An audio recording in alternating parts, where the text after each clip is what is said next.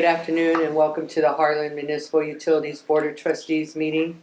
Today's Thursday, February 26, 2026, and it's 4 p.m. I'd like to call the meeting to order.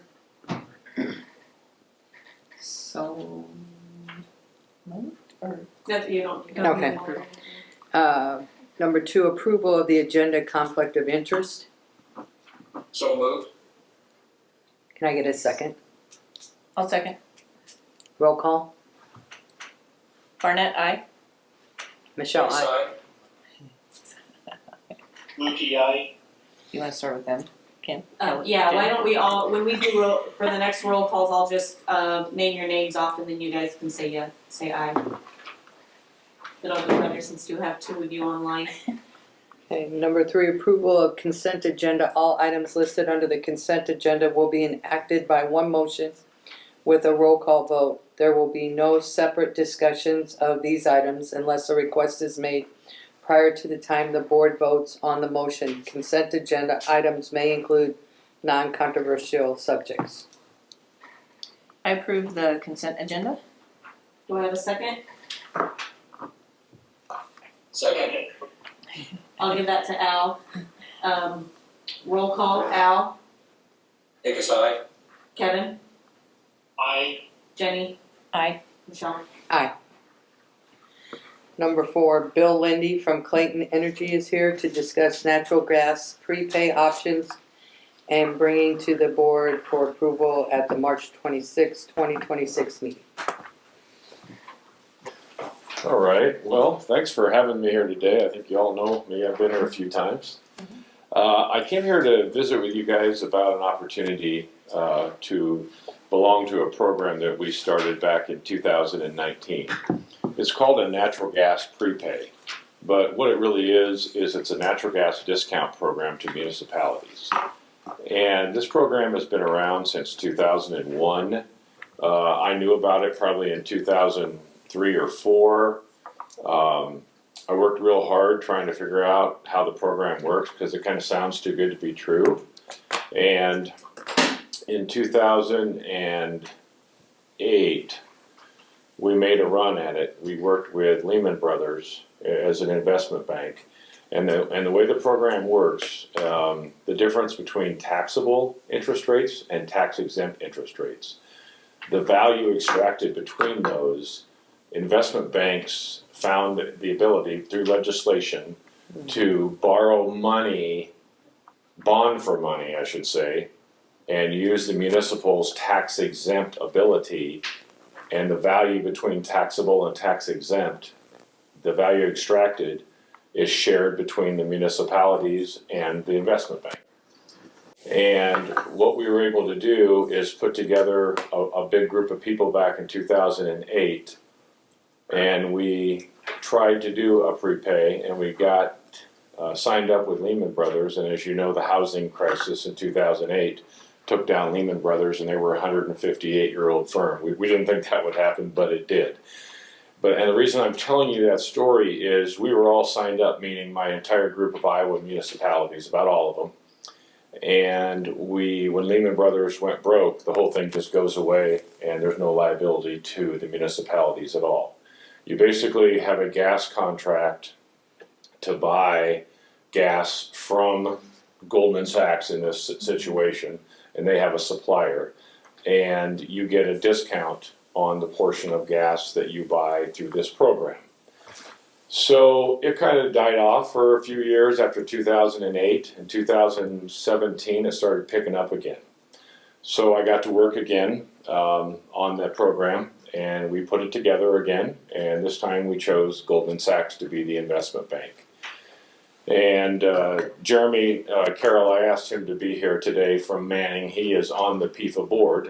It's called PIFA, and he's been in this program since 2019. So there were 84 municipalities in this program that we recruited and put together in 2019.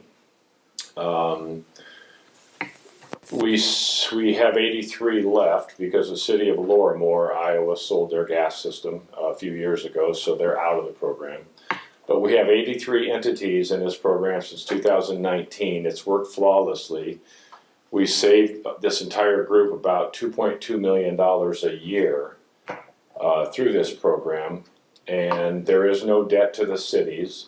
The bonds are guaranteed by the investment bank. It's pretty much just a situation where you're able to receive natural gas volumes that are in the program at a discount to the market. Investor-owned utilities cannot be a part of this program. You have to be a municipal to participate in this. These have been going on about, I don't know how many municipals, but I would say the lion's share of them across the country are in programs like this. The city of Harlan would look to save about $100,000 a year through this program. And like I said, we've been running since 2019. Jeremy, again, he's a board member of PIFA, and we are adding 20 new utilities to this program, so we will go from 83 to 103. That's if you decide to participate. I've never had a municipality say no, because it's pretty much a gift of money every year to the customer. But we are putting that together, and we worked with the other 83. Originally, it was a 30-year transaction, and then you have put bonds that make up the 30 years. We did a 7-year bond on the pricing, so we had 23 left. But we worked with the existing 83 that we have to expand it back to 30 years, so we can include people like Harlan, Trayer got in, and the other 18 entities that are getting into our program. So it's legislation that was passed years ago that allowed this opportunity, and it's a situation where if you get into the program and something goes wrong with the program, you're just back to what we're doing today. I run the whole thing. I'm the manager of the PIFA program. So of 100% of your gas stream, like 70% of the supply would come through this, and you'd get a discount on that, and the other 30% we'd be doing what we're doing today. So nothing changes on your end other than you'll get a PIFA invoice that we put out, and you get a Clayton invoice just like you're doing today. You just get a discount on the PIFA part of the program. And this program, like I said, I could sit here and get in the weeds and talk a long time about it, but I just wanted to go over the basic points of the program, and then ask you if you had any questions about anything. I was on the call when you called in. Yeah, you and Kevin Oh. were. Yeah. Okay. and No, I was all for it. It's a wonderful program. Gas utilities have been doing it for years, and it's so successful that power companies are doing it right now. It's becoming natural gas prepaids to get that discount for municipalities again. I know a lot of my customers are in the Missouri River Basin Power Group out of Sioux Falls, and I know they're doing one on the power side, and others are as well. So it's a really successful program, a great benefit to municipalities that investor-owns cannot be a part of. Can I ask you a question? You bet. So you mentioned about bonding and stuff. So is there any interest rate risk fluctuation or credit default risk and all that?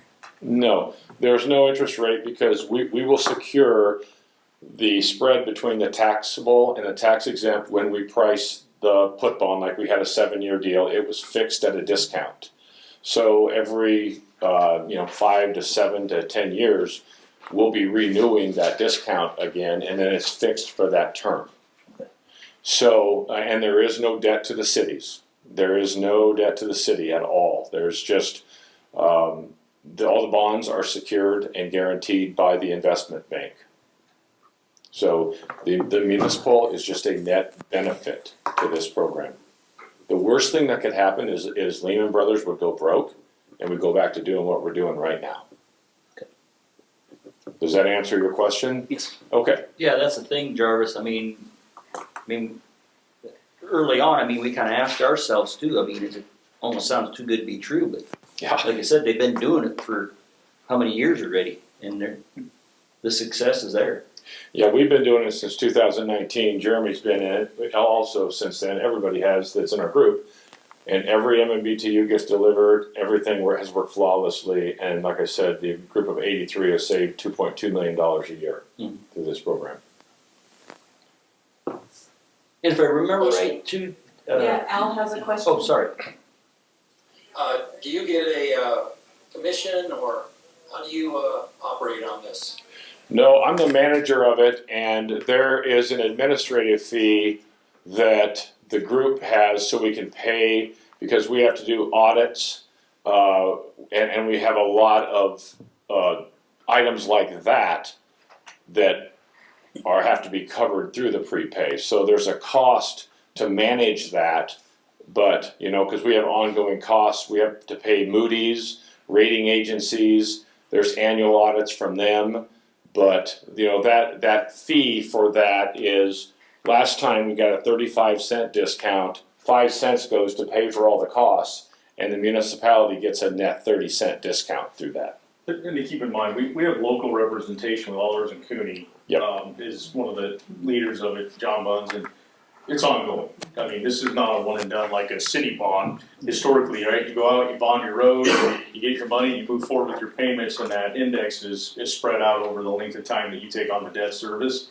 This is much different with ongoing annual and quarterly maintenance, and then the board works with Clayton to oversee that, and so there are ongoing expenses. But like Bill said, it's built into the pricing, so you don't see a fluctuation in your expense. So that was Jeremy Carroll for your information, Al. Thank you. Thanks, Jeremy. That's a good explanation. From the user side of it, right? Are your audits available for the municipalities and stuff to review those? What's that? Your audits. Yeah. Yeah, absolutely. We have a PIFA audit that is done every year. It's done by BKD, and it's 4 of us today. I guess they changed their name, but we have that done every year. You bet. And just to introduce Bill, Jarvis is our city administrator. Oh, great. Oh, nice to meet you, Jarvis. Bill, this is Kevin Lookie. I'm on the phone. We had talked earlier with Michelle, maybe a few weeks ago. Maybe just a couple questions. One, what's the term of the contract lengthwise that you'd be looking for us to execute against? And I guess the second question is, it sounds like rates were locked in maybe 7 years through the bonding process. And I think I understood you to be, this is like 30 years or whatever. But is there a risk as interest rates, go real low or real high that the benefit would change to us? Thanks for the response. Sure. No, those are good questions. The structure is a 30-year amortization, and you have put bonds in between those 30 years to set your discount rate. So we started back in 19, and it's a 30-year transaction, and we got a 7-year put bond at a fixed discount rate net to the municipality of 30 cents for that 7 years, and that is locked in for that term. And then when we reprice the bonds for the next term, it will be at whatever the spread is between taxable and tax exempt at that time, times the value of the gas volume in the program, and that's how the discount is determined. But you will have a discount rate that is fixed for the term of the put bond, and it will not change. And it fluctuates that every 7 years, is that correct? Yeah, they used to be 4 to 6 years, and when we did ours, we were kind of one of the first 7-year put bonds. Now they're doing them anywhere from 6 to 10 years. So when we look at repricing this with the board, it depends on what the best value is. We'll discuss it as a board. The board is made up of Iowa municipalities, and we'll decide if you can get a 7-year discount at, say, 35 cents, but get a 10-year deal for 34 cents, then the board and I will decide what the best opportunity is for everybody, because we obviously want to get the longer discount that we can get, but we also want to get the highest discount that we can get. So we'll make that decision on the day that the bonds are priced. Bill, what's, Now, I wanna make sure I answered Okay, his yeah. questions first on the, was that Kevin you Kevin. said? Yeah, you did great, Bill. Okay. Appreciate it, thanks. You bet, thank you. what percentage volume do we do the prepay on? You can do whatever you want. There's no requirement on percentage. Most parties are at 70% of their 5-year average. Okay. And the reason we do that is 90% of your gas needs to be used by a tax exempt entity in the program. And I want to make sure that if you have a warm year, that you can still use the gas. Because if we ever get audited by the IRS, and we haven't, but we run a really clean program, we keep track of all volumes, document everything. But you can only do up to, I believe, maybe 90% of your 5-year look back. So that's why we ask you for your EIA 176s, so that we have proof of the volume that you used the last 5 years. And we look at those, and then we take, we take a 70% of that 5-year average, and that kind of determines your volume. Okay. You don't have to do that volume. You can do whatever volume you want. The reason we have to have those EIA 176s is because years ago, I think people looked at these opportunities as profit centers. And instead of doing 70% of your load, they did 300% of their load so that they could use it as a profit center, and people caught on to that pretty quick. So.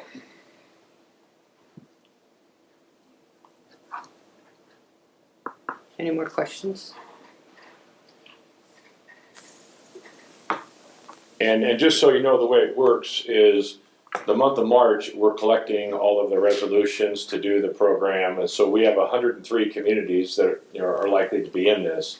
So at some point, if you guys decide to do this, we'll send you the resolution. And again, this is all through Alders and Cooney, the bond council in Des Moines. We run this all through them. And I use them because a lot of the entities in Iowa use Alders and Cooney. And so I thought they'd be good. But they're the ones that generate the resolutions. They distribute them to us. We'll get them to you for a signature on the resolution. That's the order of how that works. And that'll be at your next meeting, when it. March 26th. March 26th. Yeah, okay, we're just trying to collect them in March and try to go, yeah, okay. So basically, yeah, we're wanting, I guess, the go-ahead from the board, so at least they can start the paperwork end of it through Allers and Cooney. Can we get, I would move to move forward with Clayton Energy to do the prepay option and give them permission to get the paperwork started for March. Can I inject one thing? I just want to say that you're gonna do it with PIFA. And PIFA okay. is Public Energy Finance Authority, is what it stands for. But that is the entity that is doing the prepay. All I am is the manager of it, because they're all my customers. But I want to make sure that wording is right on that. So I move that we move forward with PIFA to get the natural gas prepay option paperwork to the board in March. Do I have a second? Second from Lukey. Roll call, Akis, Aye. Lukey, Aye. Barnett, Aye. Erickson. aye, All right. thank you. Thank Bill. you. You're welcome. Thank you very much. I appreciate your time. Thanks, Bill. Thank Thank you, you. Bill.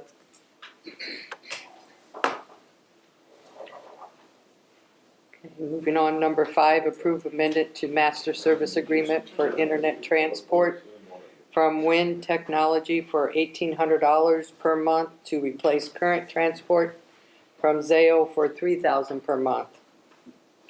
Yeah, so basically, To state of Iowa. yep, so basically, if you remember, this was discussed at the January board meeting.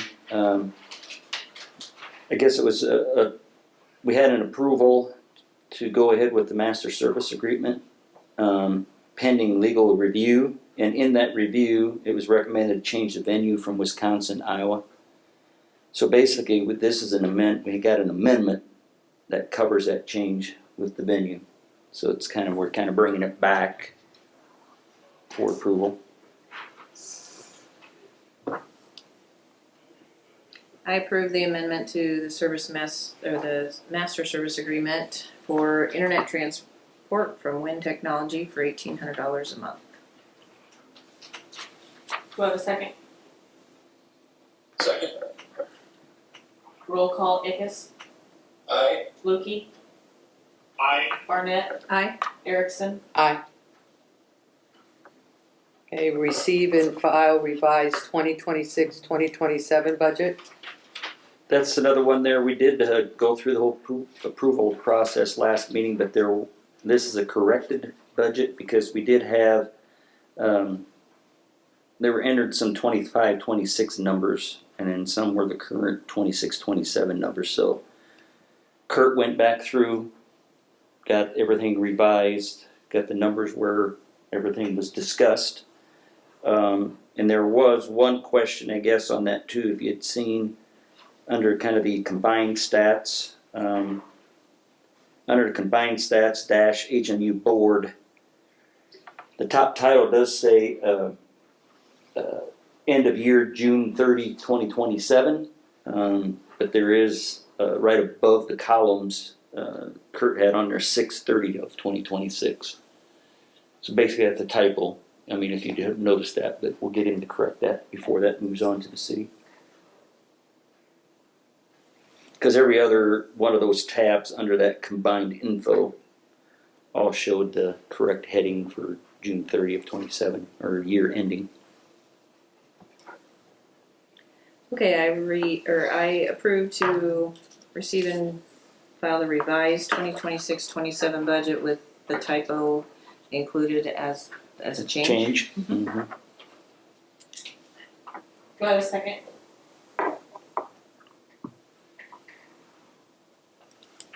Second from Lukey. Roll call, Ickes, Aye. Lukey, Aye. Barnett, Aye. Erickson. Aye. Number 7, approve the standards of apprenticeship through Iowa Association of Municipal Utilities. Okay, I'll go through this, and I guess Colburn can correct me if I'm wrong, but this includes a revised standard to allow journeyman linemen. Right now it's set up that journeyman lineman gets a ratio 1-to-1. They can only have one apprentice on them. So this change, or this revision, now is going to allow each journeyman lineman to supervise and train 2 apprentices at one time, with the caveat that the first apprentice must have completed all Module C requirements, and then also have a minimum of 5,250 on-the-job training hours completed before they can take on that second apprentice. But it's, I mean, very helpful as far as kind of the situation. Like I said, I know we've got the 3 linemen, they're journeymen that we have now, you know, granted they're not going to retire tomorrow, but I mean, every year they're getting closer and closer to retirement, so we got to keep cycling in those apprentices so we don't end up the way we were kind of when I first started here. You know, we had 2 journeyman linemen that were sure and on call, you know, every other week, and so just trying to stay out of that. So this would be real good for us to kind of hopefully rotate in some more apprentices to get more people trained. Mm-hmm. Question? Yes. Yes, Al? Do we have any apprentices right now? 3. Yes, we have 3 right now, Al, 1 under each journeyman. Okay. Thank you. Yep. A question from me, Joe. This is Kevin. Is this, you know, I guess the state of Iowa regulates this or something like that, and making sure that we're following sort of all the rules or laws that would pertain to this? Any comments? Yeah, basically that's, the program is through the Iowa Association of Municipal Utilities, who we're a member of. I mean, so I think there is other programs out there, right, Colburn? But this is the one that we've always kind of worked with, as far as I'm aware of, in the past. And they're the ones that are in charge of our safety programs and stuff like that as well. And they run our gas program. I don't know if Donald does much to the water with them, but our gas and electric both utilize IMU programs for the electric and the gas. So will you Okay, thank you. actively look for 3 more since you have the opportunity, or Probably you not. wait till We you have- hire? You need.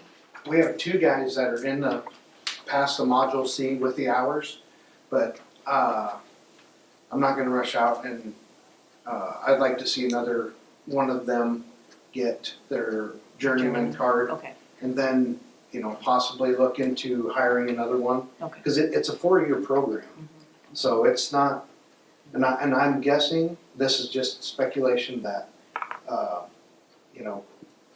the utilities we're in good shape right now, but there's a lot of them that we just went to at the class that they're short on linemen. And I think this is just to help progress to get more linemen trained and ready to go. Yep, okay. Cause that workforce is older. And that's the thing too, Jenny, I mean, this is good for us, but chances are this time around, I mean, if things work out, a couple of them get their journey card, we might not have to double them up. Yeah, but- no, okay, but it gives you opportunity Yeah, if you need to. yeah. Yep. Exactly.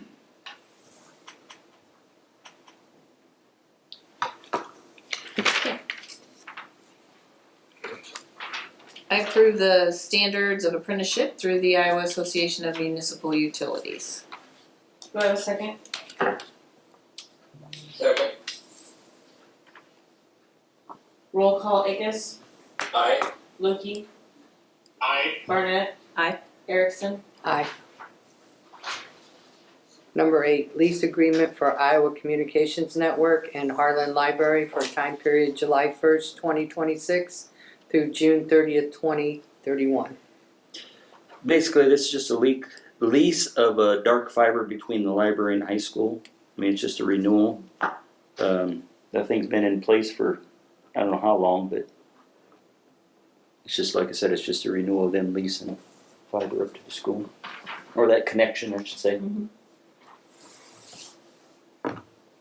Anything more to add, Dots? No, it's been at least 12 years. I mean, there's multiple contracts in the folder back there. And basically what it does, the ICN fiber that goes throughout the state of Iowa goes to the school. They needed a fiber to get to the library. And then they also jump off of that from the library to the courthouse for the Iowa judicial courts. So that's just a link for all of them to get back to Des Moines, basically. That was the one thing we had to save in high school, was that room. The ICN room, yeah. I approve the lease agreement for Iowa Communications Network and Harlan Library for July 1st, 2026 to June 30th, 2031. Do I have a second? second, Roll call, Ickes, Aye. Lukey, I, Barnett, Aye. Erickson. Aye. Number 9, approve change order number 9 for the HMU water system improvement sections 1, 2, 3, and 4 with the deduct amount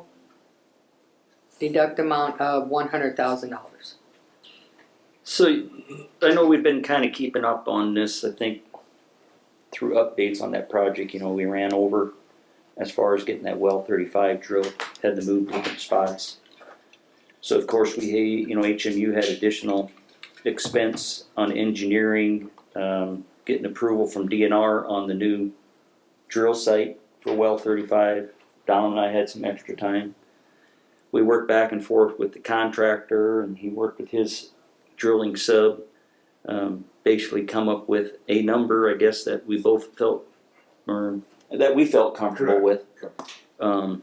So this deduction is to help cover that additional engineering expense and our time due to that project completion, going beyond the contract completion date. So You guys feel it's fair? Yeah, it covers our outside engineering costs. Yeah. completely, and then some it goes on. granted, liquidated damages wise, that number could have been 150, 180,000. But there again, you gotta prove that, there's, I guess the engineering, the additional engineering in our time was about the only thing we could kind of prove. So if it did go to litigation, could we gotten 150,000? Maybe. That's pretty much a guess, I guess, at this point. But then again, you're gonna have legal fees on top of Yeah, that too. no, So yeah. it was kind of one of those things with the meeting with the contractor. He said, you know, subcontractor's willing to 75,000. General contractor is willing to throw in 25,000, just if we would come to an agreement. More than enough covered our expenses, you know, even a little bit above our expenses, so we figured it's better just to take that instead of trying to fight it and maybe not Right. getting any more, Get that, yeah. so.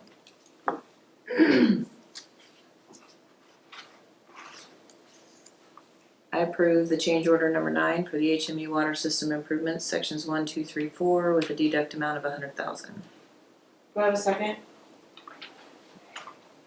Second from Lukey. Roll call, Akis, Aye. Lukey, Aye. Barnett, Aye. Erickson. Aye.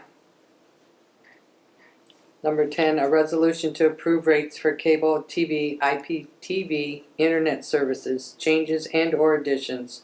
All internet speeds are increasing with no change in price, and new offerings are listed. So yeah, like it states, we're gonna double speeds, and there again, I guess that isn't, some of that's not exactly double. We talked about that, you know, the 100's going to 200, 200's going to 400. 6 is gonna, 4 to 6. yeah, 6 to 8. 6 to 8, you know, so basically you can't, some of those upper ones, you can't actually double them, but at least they're going up and increasing. Some of the new offerings that are gonna be included on that price sheet, so they'll have prices for fire sticks, which that had to be adjusted, I think, as far as the model that we're selling. Correct. So that had to be adjusted. There's an option for paying for additional recording storage. So basically, there's a base amount that you can record, otherwise then your movies start falling off the other end. But there's, I think, is there a couple different, 2 or 3 Yeah, different, you know, up to a terabyte of storage. yeah, so you could keep moving up, you know, to another gig up to a terabyte. So that's possible with additional fee. Right now, you can stream up to 3, have 3 streams for that, you know, for what you're paying for your service. So there's the option to have an additional streams for additional price also, if they so choose. They want to have 4 or 5 streams. And then last was we're adding e-faxing on the, as far as people that still fax or have a fax machine. For businesses that don't want to have a fax line, they can still keep their number, but it's a data service now, and they would just email their attachments to an address, and then it will send the fax for you. And if you receive a fax, it just goes right into your email. So no need for a fax machine or paying for a fax number anymore. It's all e-fax.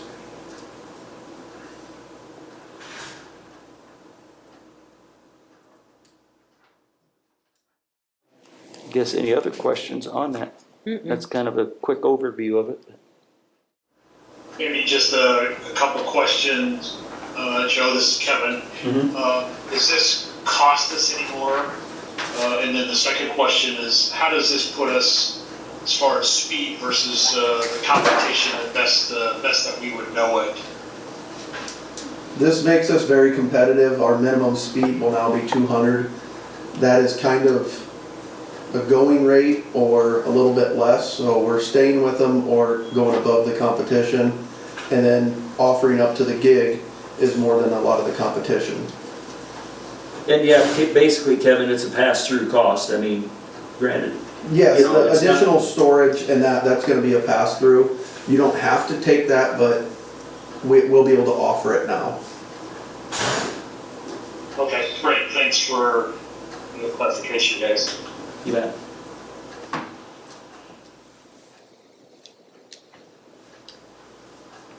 I move to approve the rates for cable TV, IPTV internet services, all internet speeds that are increasing with no change in price, and the new offerings are listed. Do I have a second? Second? Roll call, Akis, Aye. Lukey, Aye. Barnett, Aye. Erickson. Aye. Number 11, information only items, McClure invoice in the amount of $3,303.75. And McClure invoice for December in the amount of $7,785.64. Yeah, so basically that first one, A, is just ongoing engineering work for just this past month. And then B is one that got missed, that we're getting caught up on, that was past due. So that should get us caught up on everything they've got, so. That's all in the budget, right? Yep, well, I mean, that's all part of that project, That was yes. part of the project. Mhm. And then as far as for my report, I've got a few items here. Maybe one of the last updates there on the raw water system improvements project. Still just a very small number of punch list items to finish.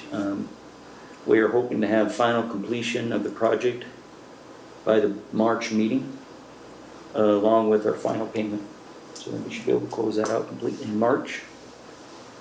Next item, Dylan Zorns in our water department passed his grade 2 treatment test. Congratulations. He now holds a grade 2 certification in treatment and distribution. Well, congratulations on that. Next item, HMU is currently, just an update on, we're currently reviewing material quotes for the electrical services to the new camping spots that we kind of talked about down at the fairgrounds that they want to be added to help kind of take care of some of this Lucas oil race coming up and just with the fairgrounds, and they'll be utilized for RAGBRAI, so forth. So right now, Colburn's reviewing those, and we'll start installation as soon as materials arrive and the weather allows on that. And then I was thinking, information went around as far as the article in the paper with Donald Cody was awarded Community Water Operator of the Year for 2025 by the Our Rural Water Association. And I guess I just wanted to mention also, HMU's keeping up a good theme going. We had the Community System of the Year award back in 2023 too from Iowa Rural Water. So I guess Donald and I had to kind of have a little sit down there in 24 and told him to pick up the slack. No, you got Operator of the Year. And lastly, I've got 2 anniversaries for February. David Swank in our electric department, 22 years. Oh, good, Then Brian Lasher in the meter shop, 14 years. good. Any questions or comments for me or any of the managers? No? Congratulations, Donald. Thank you. And I guess the other thing, Joe, I didn't get to mention it when we were talking about item 9 on the agenda. I'd like to applaud you and Don for actually going after the supplier to get some of the costs that we incurred. That doesn't always happen. And I just want to say thank you to both of you for having that mindset of trying to get some of that from the suppliers themselves. So well done, guys. Thank you. Yeah. Yeah, and part of that too, Kevin, I know the first day when they said, oh, we're gonna abandon this hole, we gotta find a new one, we had a meeting and they said, well, and then we gotta talk about, costs on it. So from the very beginning, we told them, we're not liable for any of that. I mean, we still don't have a hole in the ground, so, I mean, that kind of helped break the ice. I mean, we didn't want it to linger on, so they were kind of made aware from the very beginning, which that helped, I think, in the whole process, that we knew we come to the end of this project and we're gonna be talking about liquidated damages or credits, however you wanna label it, but.